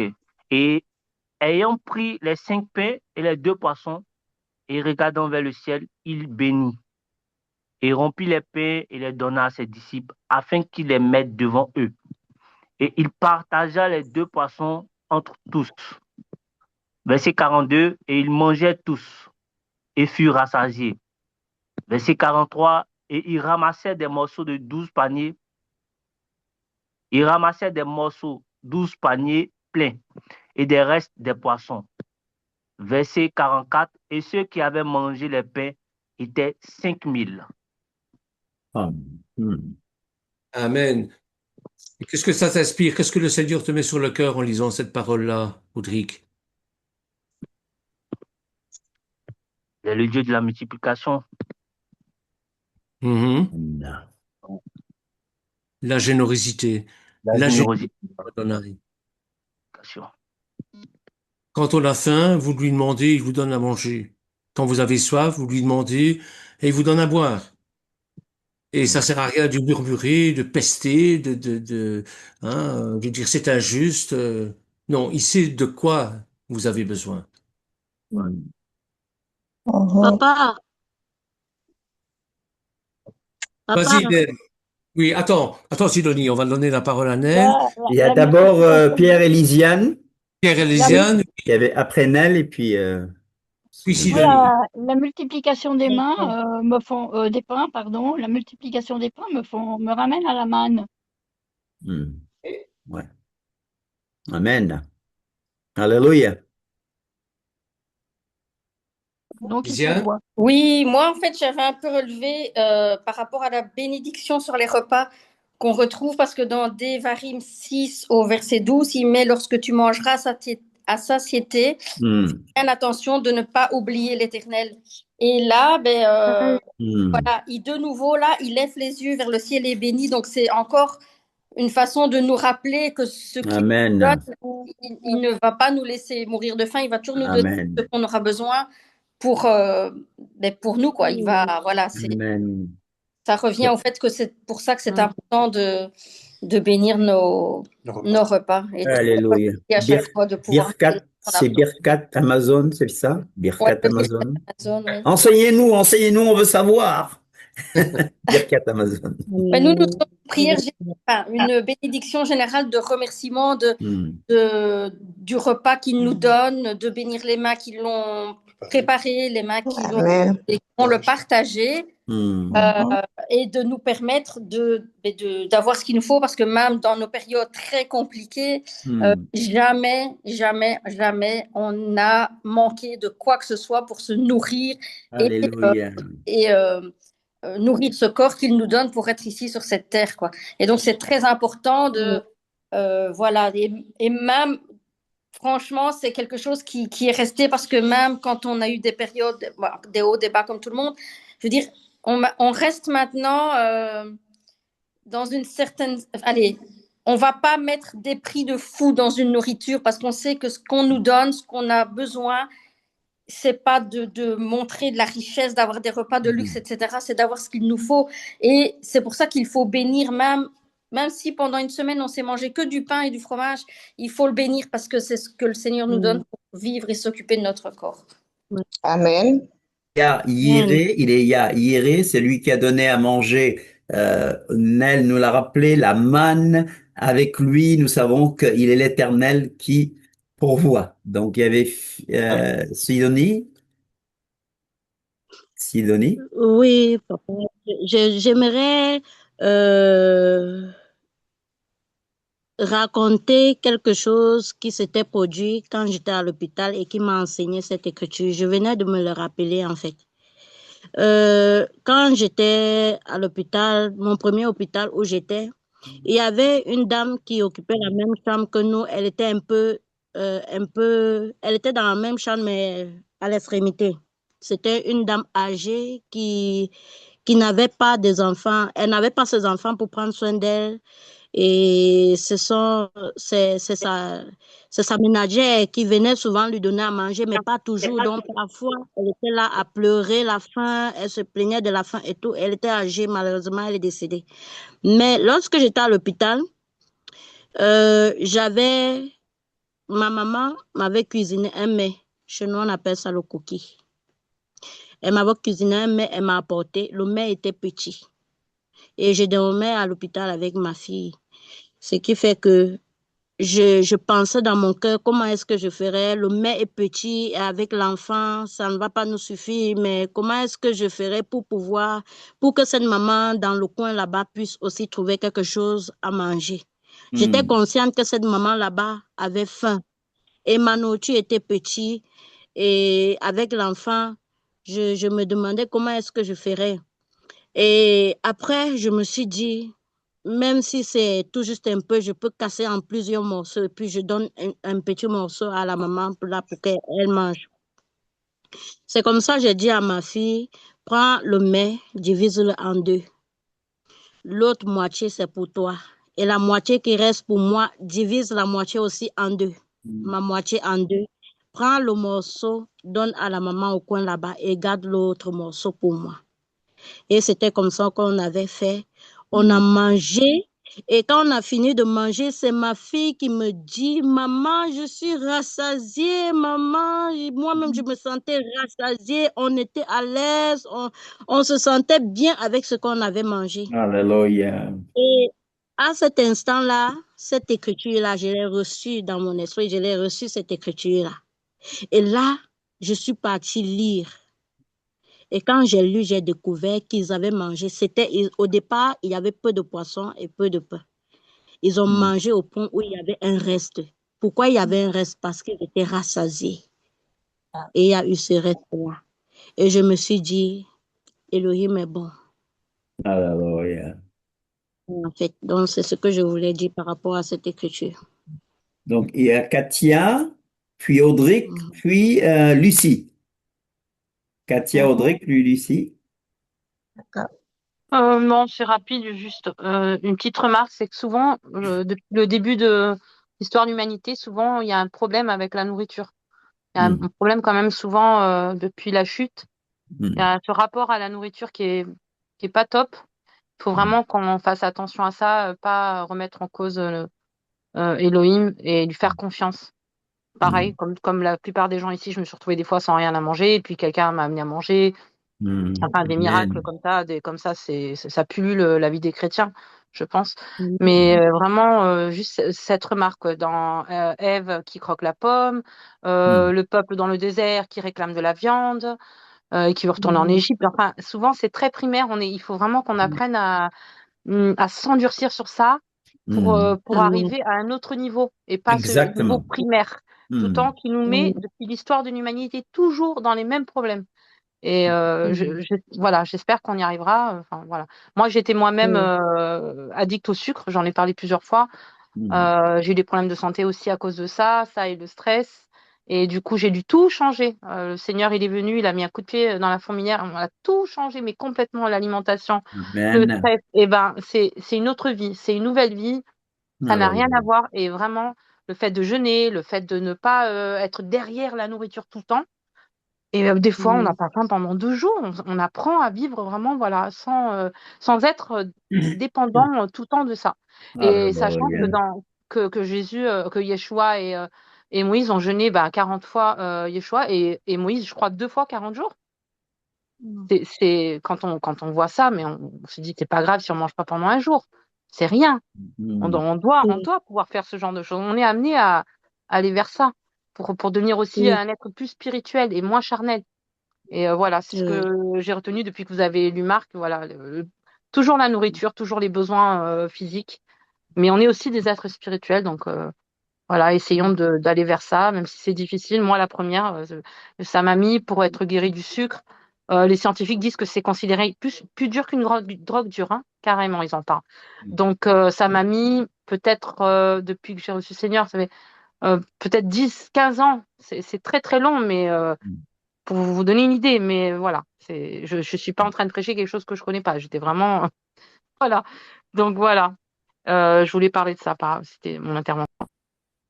Amen. Merci pour vos Juste une témoignages. chose, la nourriture. La pomme, c'était pas une pomme, mais on va le revoir aussi, la manière dont le Satan va tenter le Seigneur. C'est encore avec la nourriture aussi, pas que.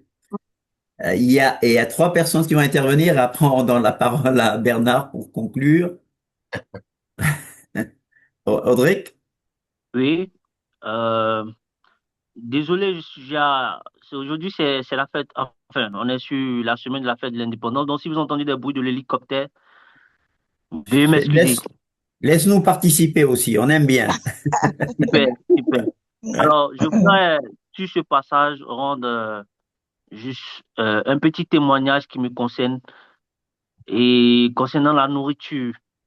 Avant que je puisse travailler formellement, j'ai passé des moments, je suis passé par des moments très, très, très difficiles au niveau de la nourriture. Et je me posais assez de questions. Et c'est dans cette période où j'ai appris à ne pas me plaindre pendant que je gagnais très, très, très peu. J'ai appris à ne pas me plaindre du tout, mais à rendre grâce à Dieu Amen. dans ces moments difficiles. Alléluia. Et Mm. la seule nourriture que je pouvais manger, je l'avais juste pendant une semaine. Et je préparais une sauce de une semaine. Et c'est la Mm. même nourriture que je mangeais pendant 7 jours. Je Mm. mangeais au maximum 2 fois, mais c'était une seule fois par jour. Et j'attendais le lendemain. Et ça, je l'ai fait pendant plus de 3 ans. Mm. Je l'ai fait pendant plus de 3 ans. Parce Mm. que je ne pouvais pas dépenser plus, je ne pouvais pas aller au-delà. Mais j'avais envie de me plaindre, j'avais envie de dire pourquoi, j'avais envie je sais pas, me lamenter. Mais je savais qu'il ne le fallait pas. Je savais, et je Mm. savais que Dieu prenait soin de moi. Et il était capable, et il a fait, de multiplier. Il a préféré me donner si peu pour me contenter de Mm. cela. Jusqu'au jour où, je ne vais pas vous mentir, je suis arrivé à manger même au-delà, même de ce que je veux. Ce que je ne veux pas, Alléluia. je suis arrivé à manger Amen. au-delà. Et ça ne vient pas de moi. Ça vient que de la grâce de Dieu. Et ça, je veux bénir le nom du Seigneur pour ça. Ce passage-là est puissant pour Amen. moi. Soyez tous bénis. Merci Amen. beaucoup. Lucie? Oui, je voulais donner gloire à Dieu parce que j'ai déjà vécu sa fidélité, son intervention, parce que le Seigneur nous dit, ne vous inquiétez de rien. Alléluia. Hmm. Et j'ai appris à ne pas m'inquiéter. J'ai appris à faire confiance à Dieu parce que le Seigneur nous a tout donné. Il n'a rien oublié parce qu'il dit même les feuilles des arbres, c'est pour nous soigner, pour notre guérison. Alors, il a tout mis sur la terre pour que tout le monde puisse manger à sa faim et être rassasié. Mais c'est l'homme qui a commencé à, à s'éloigner de Dieu et à inventer, à créer des choses qui font qu'il y a des peuples, il y a des endroits où les gens n'ont pas à boire et à manger. Mais c'est pas de Dieu, ça vient pas de Dieu, c'est l'homme. Et j'ai vécu plusieurs expériences de Dieu. Parfois, dans mon cœur, je dis, oh, j'aurais bien aimé manger du poisson. J'ai pas parlé à haute voix, seulement dans mon cœur. Mhm. Et Dieu exauce ça. Et ça, après, Alléluia. j'ai dit, mais j'avais dit ça dans mon cœur, j'avais pas parlé à haute voix. Et voilà, on m'apporte du poisson, ou bien on m'amène au restaurant. Et, et Dieu entend nos prières silencieuses, les prières que nous faisons dans notre Amen. cœur. Dieu Mhm. entend et il exauce. Et c'est pour ça Alléluia. que, comme dit Lisiane, Amen. on doit jamais oublier de remercier le Seigneur, de lui donner gloire, parce qu'il entend nos prières et connaît notre situation, il connaît nos besoins. Alors, continuons vraiment à lui faire Amen. confiance en toutes choses et nous continuerons à voir sa gloire dans notre vie. Amen. Alléluia. Amen. Alléluia. Amen. Virginie? Oui, amen à ce qu'elle a dit. J'ai vécu aussi les mêmes choses. Ce que je voulais dire simplement, c'est que par ce passage-là, le Seigneur, il nous amène à une dimension spirituelle qui est beaucoup plus élevée. C'est-à-dire qu'il montre le côté surnaturel.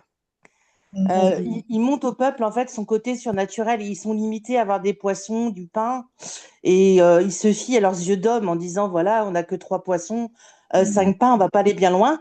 Mais les seigneurs, ils les amènent à quelque chose de bien plus grand, de bien plus Alléluia. Amen. Au-delà extraordinaire, de ce en que nous multipliant. pouvons Voilà. Amen. Et en fait, espérer. c'est ça qu'il veut nous dire, c'est il veut pas qu'on se limite à nos limites d'homme. Il veut vraiment qu'on voie comme lui il voit et qu'on dépende que de lui. Parce que quand on dépend que de lui, le surnaturel arrive. Hmm. Amen. Amen. C'est comme quand on a Amen. Amen. faim, quand on galère, qu'on a Amen. faim, on n'a rien. D'un seul coup, il y a quelqu'un qui descend, qui tape à la porte, qui Mhm. vous ramène un Mhm. beurre ou qui vous ramène un pain. Et ça, c'est du Mhm. Alléluia. surnaturel. Ça, c'est du Amen. surnaturel parce qu'ils n'ont pas pu entendre ce qui se passait chez vous. Ils pouvaient pas entendre ce Amen. qui se passait dans la maison, quoi. Et c'est ça qui veut nous amener à ces choses-là, pour pas être limité à des choses physiques, parce que nous, souvent, on le fait pas exprès, mais on est limité à ce qu'on voit. Mhm. On est limité à ce qu'on voit. On est limité aussi même par rapport aux individus. On voit les individus Mhm. d'une certaine façon, alors que le Seigneur, il voit ce qu'il y a dans le cœur. Il voit ce qu'il a Mhm. placé en Amen. eux, la richesse, la beauté, tout ce que le Seigneur a placé dans chacun d'entre vous. Hmm. Mhm. Et c'est ça qui est merveilleux avec le Seigneur. Donc, je voulais juste faire cette Amen. remarque-là, parce que ça Amen. m'a parlé dans ce Alléluia. sens. Amen. Amen. Amen. Alors, il y a eu de très beaux chats là concernant le jeûne. Le jeûne est excellent pour la santé. Le jeûne est excellent pour la santé. Et nos parents, je parle de nos parents lointains, s'alimentaient une fois par jour. Souvent, ils allaient à la chasse ou à la cueillette, ils mangeaient une fois par jour et les scientifiques prouvent que nous n'avons besoin de manger qu'une seule fois par jour et ça c'est vrai. Alors Katia, un jour, si tu te sens inspiré, tu peux nous partager plus concernant la nourriture, le sucre, notre rapport au sucre qui est très mauvais. La drogue qui tue le plus, c'est pas la cocaïne, c'est le sucre, hein, vous le savez, hein, Ah, chers ça amis. serait un honneur. Voilà. C'est vraiment c'est une passion, une nouvelle passion pour moi. Vraiment, Amen.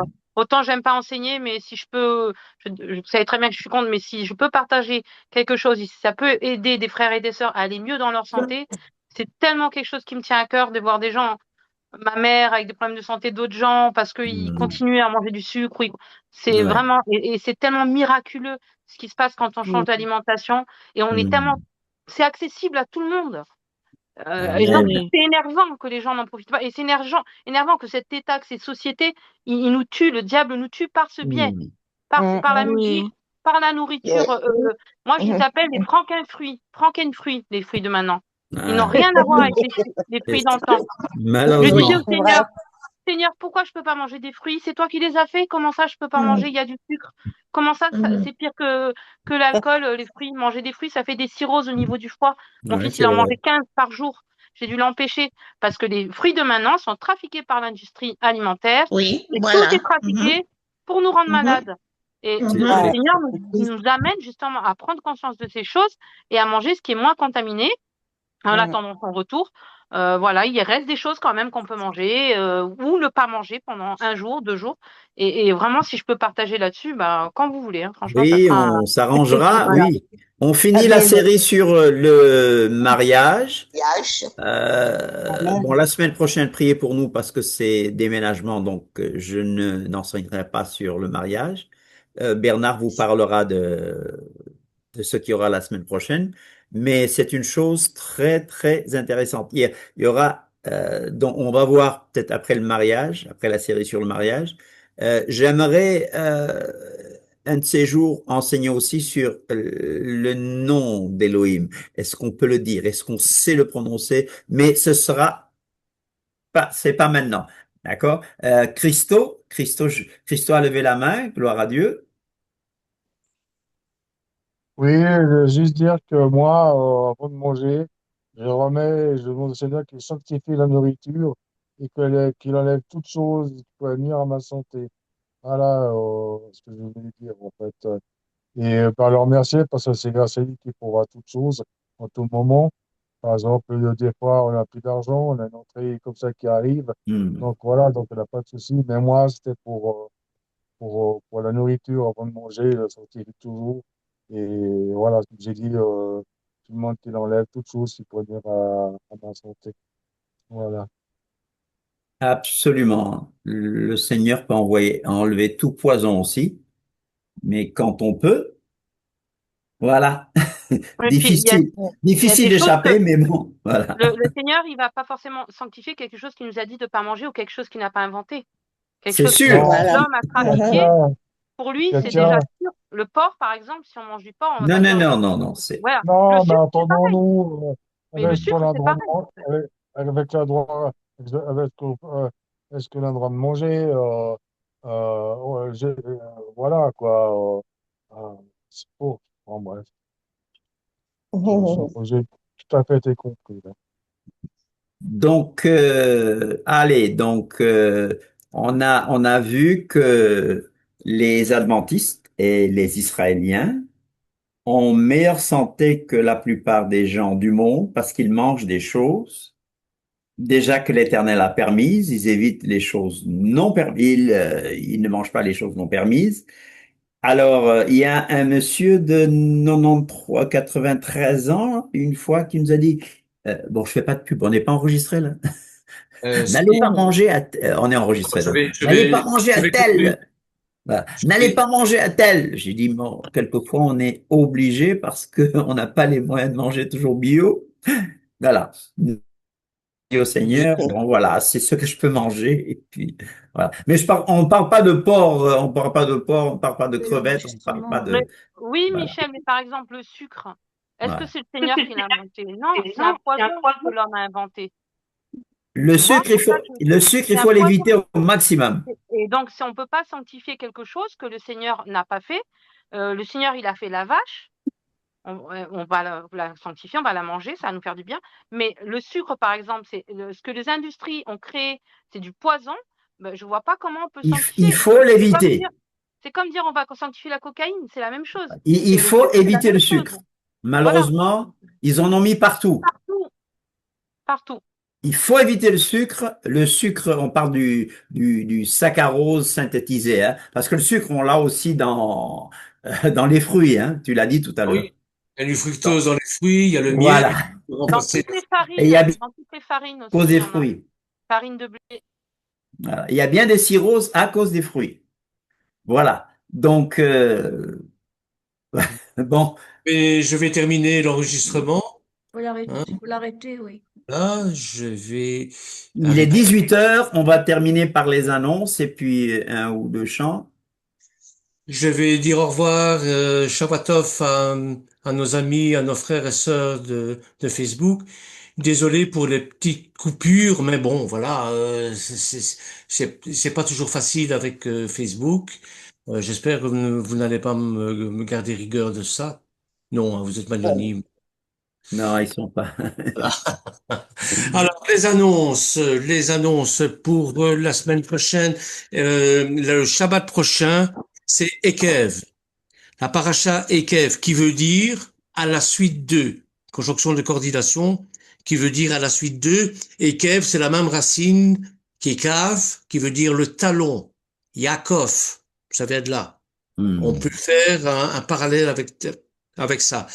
Alors, c'est tiré de Devarim, Deutéronome, chapitre 7, verset 12, chapitre 7, verset 12, au chapitre 11, verset 25, chapitre 11, verset 25, l'Haftara, l'Haftara c'est dans Isaïe au chapitre 49, verset 14, à Isaïe chapitre 51, verset 3, Isaïe 49, verset 14, à Isaïe chapitre 51, verset 3, le psaume 119 et 121, le psaume 119, 121, et la suite de Marc pour la Brita d'achat, chapitre 6, versets 45 à 52.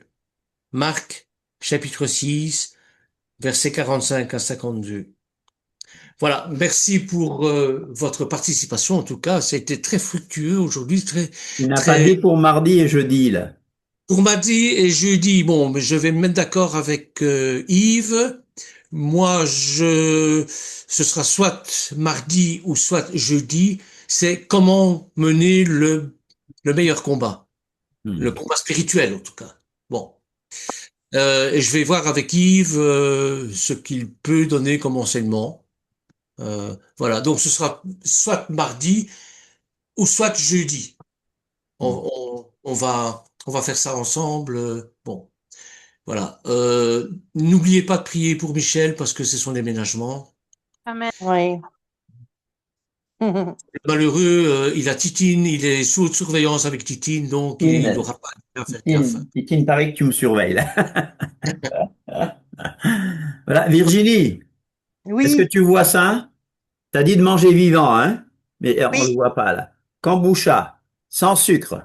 Donc, c'est des choses vivantes que je mets dans mon estomac, sans sucre. Voilà. C'est pas de la pub que je fais. Voilà. Bravo. Merci. On mange beaucoup de kéfir, on mange du kéfir, on Du mange des vivant. choses comme ça. Un Qui, exemple. c'est vivant. Ouais. Bon, on parle pas de manger des animaux vivants, hein. Ça, c'est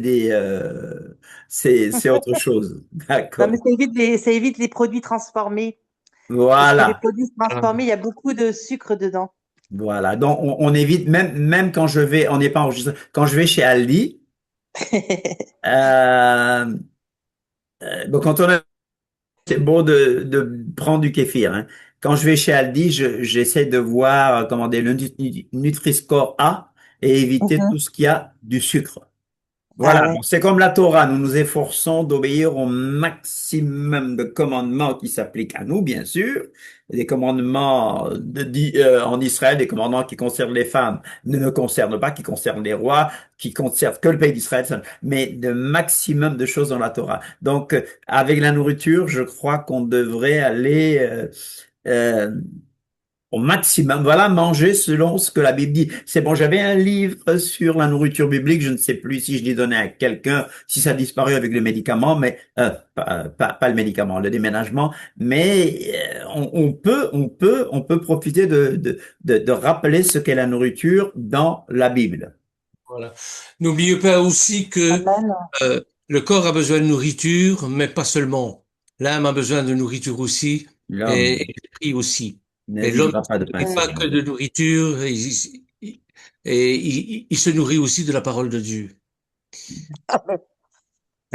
Vous m'avez beaucoup exhorté, vous m'avez beaucoup encouragé. Merci beaucoup à tous. Voilà. Merci à Moi-même, tous. bonjour à ta maman, Lisiane. C'est son anniversaire, non? Oui, c'était son anniversaire jeudi et donc voilà, on n'est pas passé jeudi parce qu'on travaillait et puis comme c'était journée de jeûne, c'était voilà, on voulait pas rompre notre jeûne et donc on va aujourd'hui passer Ok, un bon moment en famille. Et je voulais vous dire voilà, c'est aussi bien. par rapport à l'alimentation, bon c'est le petit côté infirmière qui parle en fait. En fait, la Torah, on doit l'apprendre, on doit rien rajouter, rien retirer. Donc je pense que prenez la pyramide alimentaire.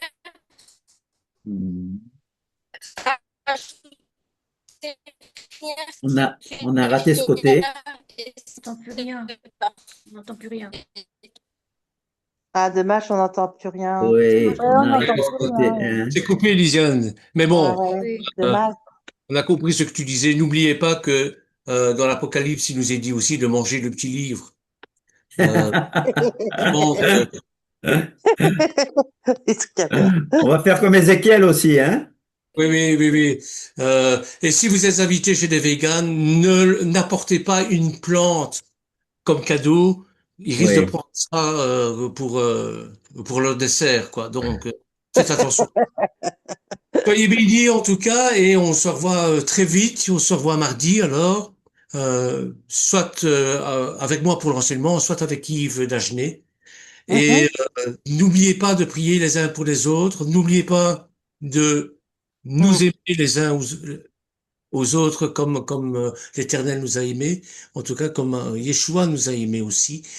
Et n'oubliez pas de prier pour Michel, Mm, pour son déménagement, et Amen. pour ceux qui souffrent, évidemment. Hein. Ça, c'est mm. clair. Et le Voilà, je vous souhaite d'ores et déjà un Shavuot et soyez tous bénis. Pareillement, merci Bernard et à Amen, tous. Très pareil, bonne réunion. Et de louanges. Ouais. Ah oui, oui, Ruth oui. nous met La au bénédiction bout d'Aaron. de Oui, champ. c'est important. Décidément, moi, je suis...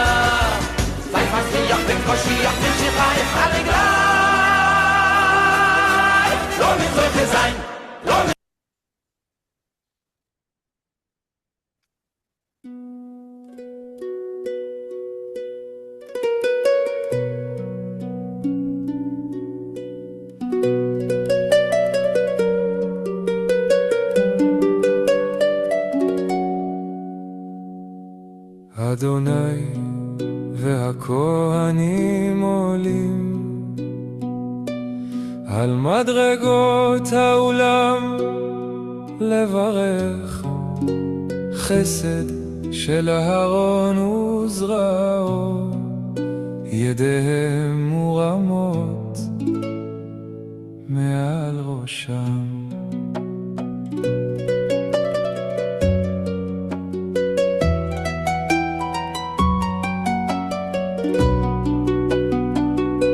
ברוך אתה אדוני אלוקינו מלך העולם, אשר קידשנו בקדושתו של אהרון, וציוונו לברך את עמו ישראל באהבה, באהבה גמורה. יברך אדוני וישמרך, יאר אדוני פניו אליך ויחונך.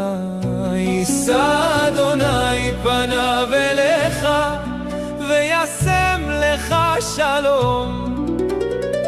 במקדש שלושת הפסוקים כאחת, בשם המפורש לא בכינוי.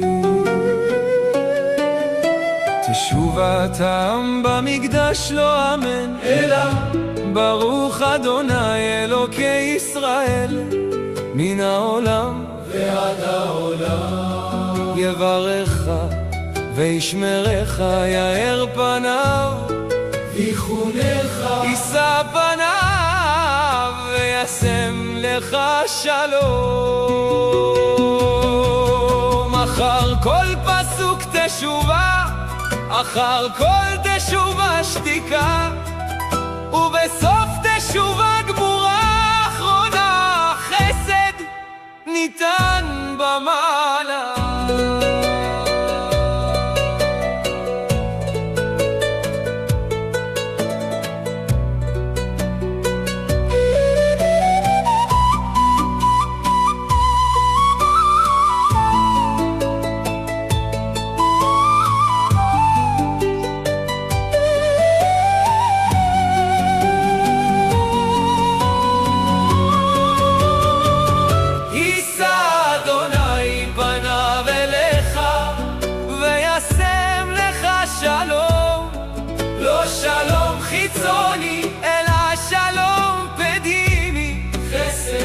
נהפך לשלום, אהבה שמת עגלה ברכה, ברכה ניתנה והעם מכוסה בשלום, והכהן המסומן נכנס להיכל, אחרי זה בא הקטורת.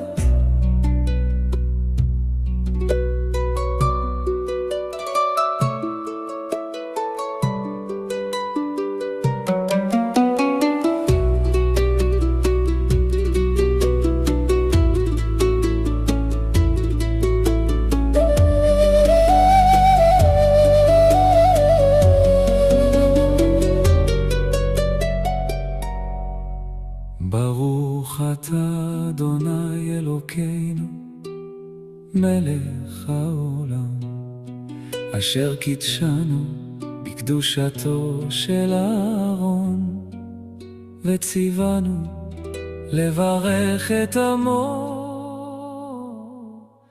ישראל באהבה. יברך אדוני וישמרך, יאר אדוני פניו אליך ויחונך. יישא אדוני פניו אליך וישם לך שלום. שלום שם המפורש במקום אדוני. ברוך אדוני אלוקי ישראל מן העולם ועד העולם.